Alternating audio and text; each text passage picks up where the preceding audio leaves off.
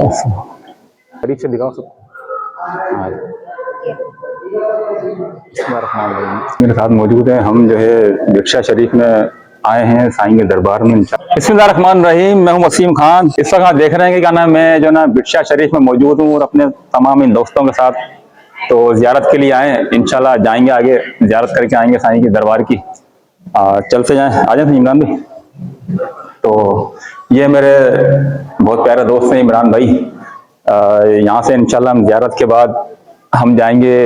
एक दावत है, इमरान भाई के करीबी दोस्त हैं तो मुझे भी दावत मिली, तो इंशाल्लाह यहाँ जियारत करके और हम जाएंगे।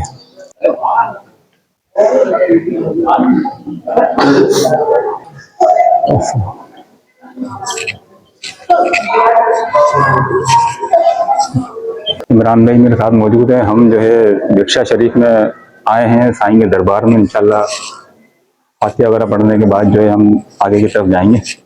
और दरबार भी जरा दिखाएं, मज़ार शरीफ साईं का। ये इमरान, और ये देख सकते हैं कि पूरा दरबार माशाल्लाह बहुत ही शानदार और बरकतों वाला नज़र आ रहा होगा आपको। हर शख्स जो भी इधर आता है वो बहुत ही प्यारे अंदाज से फातिहा पढ़ता है, अपने दिल की मुरादें भी साईं के सदक़े में जो ना अल्लाह से अर्ज करता है।